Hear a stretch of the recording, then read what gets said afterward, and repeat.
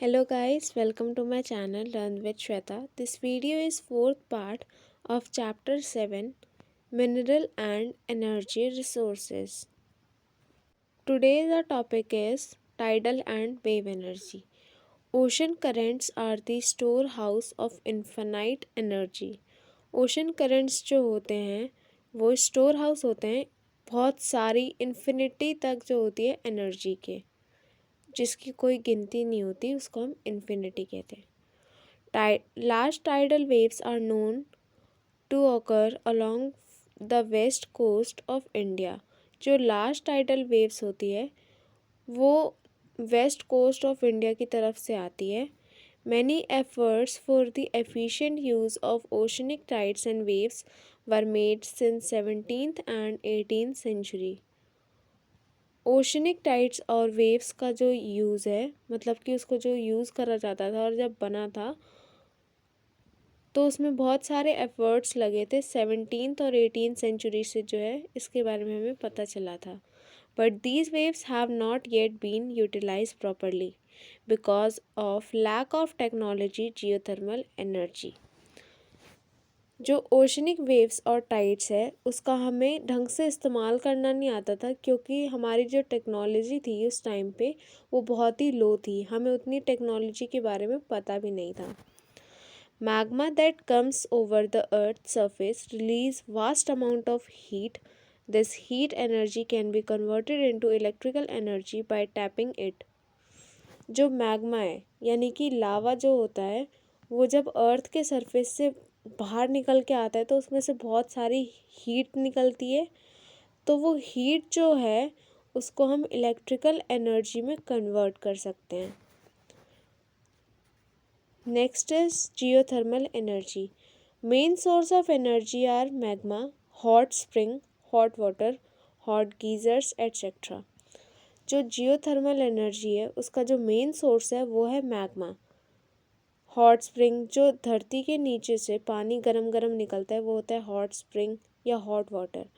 और hot geysers और भी चीज़ें हो सकती है.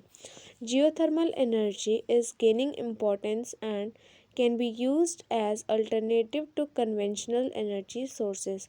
जियोथर्मल एनर्जी जो है वो एक बहुत ही ज़्यादा धीरे धीरे करके इम्पोर्टेंस पाता जा रहा है, उसकी अहमियत जो है बढ़ती जा रही है. और इसके अलावा इसके अल्टरनेटिव में जो है जियोथर्मल के अलावा जो हम दूसरी एनर्जी यूज़ कर सकते हैं वो है कन्वेंशनल एनर्जी सोर्सेस. इसके बाद जो नेक्स्ट टॉपिक आता है वो है हमारा bio energy. Bio energy refers to energy derived from biological products which includes agriculture residues, municipal, industrial and other waste.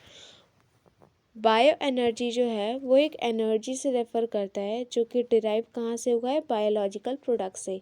Biological products जैसे कि एग्रीकल्चर के मतलब खेती बाड़ी से रिलेटेड जो वेस्ट प्रोडक्ट्स होते हैं वो, इंडस्ट्रियल वेस्ट और अदर वेस्ट जो होते हैं उसको हम कहते हैं, यूज़ करके ये बायो एनर्जी बनता है. It can be converted into electricity और इलेक्ट्रिकल एनर्जी, हीट एनर्जी और गैस फॉर कुकिंग फूड. जो बायो एनर्जी है उसको हम इलेक्ट्रिसिटी में कन्वर्ट कर सकते हैं, इलेक्ट्रिकल एनर्जी में कन्वर्ट कर सकते हैं, हीट एनर्जी में कर सकते हैं, गैस या फिर फूड कुकिंग के लिए भी कर सकते हैं. This can also solve the problem of garbage and waste in urban areas because energy can also be derive from these. जो गार्बेज एरिया का जो प्रॉब्लम है और अर्बन एरियाज़ में वो जो है हम यहाँ से ठीक कर सकते हैं, क्योंकि जो एग्रीकल्चर का मतलब कि वेस्ट प्रोडक्ट होता है वो हम उसको यूज़ करके इलेक्ट्रिकल एनर्जी, हीट एनर्जी कर सकते हैं produce. It can contribute in improving economic life और rural peoples in developing countries, increasing environmental problems like pollution, solid waste management, enhancing self reliance and reducing pressure on fuel wood. Bio energy जो है वो हमारी economic life को improve करने के लिए बहुत ज़्यादा ही इम्पॉर्टेंट है. रूरल एरियाज़ में जो वहाँ एरियाज़ है उसके एनवायरमेंटल प्रॉब्लम्स जैसे कि पॉल्यूशन, वेस्ट, ये सब को रिड्यूस करने में हमें हेल्प करता है। A project in Okhla Delhi is an example that generates energy from municipal waste. जो बायो एनर्जी है इसका एक एग्जाम्पल है ओखला, जो कि दिल्ली में आता है। ये जो है एनर्जी को म्यूनिसिपल वेस्ट से जनरेट करता है। नेक्स्ट आता है इसके बाद conservation of mineral resources. There are some methods through which we can conserve mineral resources.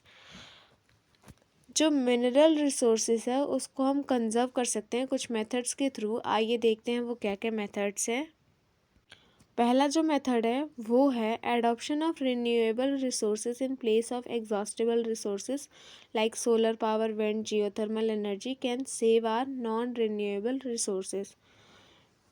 हमें ऐसे प्रोडक्ट्स यूज़ करने चाहिए, ऐसे रिसोर्सेज यूज़ करने चाहिए जो कि रिन्यूएबल हो। रिन्यूएबल मतलब कि जिसको दोबारा बनाया जा सके। जैसे वो चीज़ें यूज़ नहीं करनी चाहिए जो लिमिटेड अमाउंट में है, जैसे कि solar power, wind, geothermal energy. ये जो है नॉन रिन्यूएबल रिसोर्सेज की बजाय ये सब हम यूज़ कर सकते हैं। सेकंड पॉइंट आता है हमारा use of recycle scrap metals should be encourage. हमें वो चीज़ें यूज़ करनी चाहिए जो रिसाइकल हो सके, जैसे कि scrap metals. Use of substitutes for scarce metals में also reduce their consumption. Export of strategic and scarce minerals must be reduced so that the existing reserves may be used for a longer period. इसी के साथ हमारा ये chapter होता है ख़त्म। Thank you for watching my video. If you like this video please like, comment and subscribe to my channel. अगर आपको जितना भी मैंने अभी तक से बताया इस वीडियो में और इसके पीछे वाली जो वीडियोज़ है इस चैप्टर की, वो आप देख सकते हैं।